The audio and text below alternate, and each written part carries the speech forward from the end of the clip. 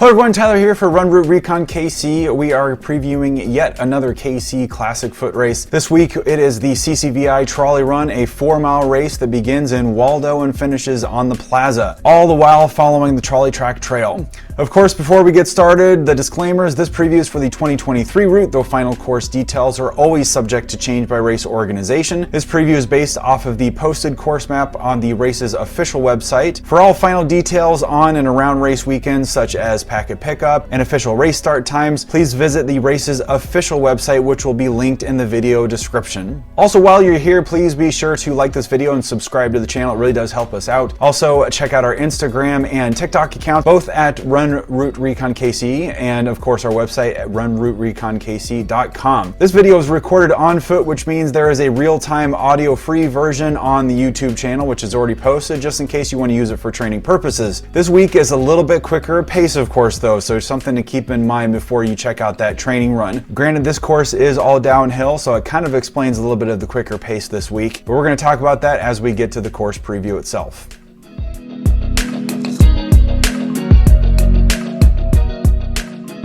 Now on to the race details themselves. This is a 4-mile run that begins in the historic Waldo neighborhood of Kansas City, Missouri, and runs to the Country Club Plaza. This is an A to a B event, which means you will park in one location and finish in a different one. Usually individuals end up parking either at the plaza and then shuttling to Waldo and then eventually finishing at the plaza, or you can actually park at Waldo, finish on the plaza, and they get shuttled back. But the recommendation, generally speaking, is to park at the plaza itself. This is, of course, a timed event. There are age group awards for roughly every 5 years on both male and female sides. All finishers do get a commemorative finisher's medal, and the charity partner is the same that it has been for the last several years. In fact, it's even in the name itself, the Children's Center for the Visually Impaired, or CCVI. Race start time this year is at 8 a.m. There is a 9:45 kids run as well. 2 years ago, they also started with an 8-mile run, which is essentially an out and back course, but they decided not to continue that this year. This actually attracts some professional runners every year. Fastest finish times are usually in the 18-minute range, and for those doing the math, that's approximately 4:30 per mile. Some of that may be explained by the fact that there's actually some monetary rewards for the top 3 places, $1,500, $1,000, and $500 respectively for each gender as well. This is an extremely well attended every year. There's roughly about 2,200 finishers last year, and that is for the 8-mile and the 4-mile run combined. And that total is about what we would expect even during the years where it was just a 4-mile foot race. So expect about 2,000 runners to toe the start line on Saturday morning.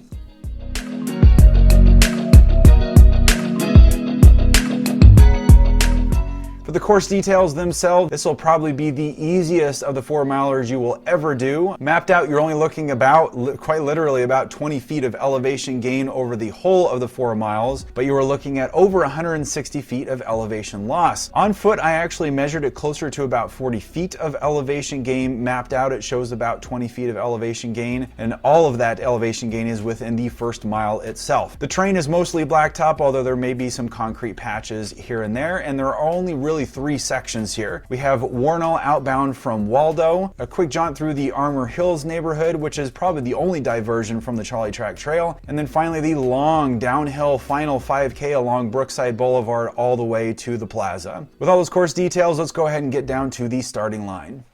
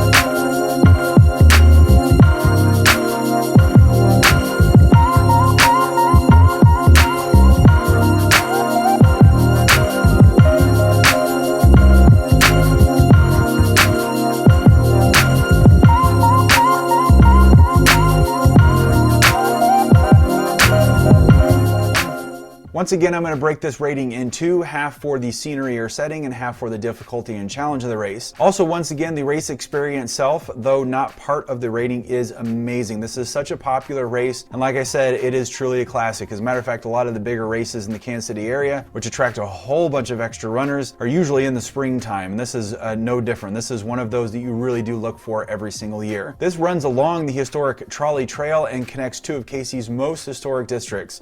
So me personally, I'm going to go ahead and give this a 4.5 out of 5 as far as the scenery or setting, and of course it's two of the most beautiful districts in the Kansas City, Missouri neighborhoods too. As for the challenge itself, very little. Maybe some lumps, like I said, through the Armour Hills neighborhoods along the first mile, but that's really about it. So I'm going to put this at only a 1 out of 5. And then a quick note about the weather. This is, of course, springtime in the Midwest. I've run this one in freezing temperatures, in torrential downpours, and also in unseasonably warm and humid conditions. So really, you should expect pretty much anything on race day. Right now, it's looking to be partly cloudy and about 42 degrees at the start, with a slow warm up throughout the morning. Although with it only being a 4-mile race, I don't expect it to warm up too much by the finish. So be expecting about mid-40s and a little bit of sun. And that's it. Now it's time to hear from you. Let me know your thoughts, or if you've run this race before, in the comments below. Don't forget to like and subscribe, and I'll see you all at the starting line.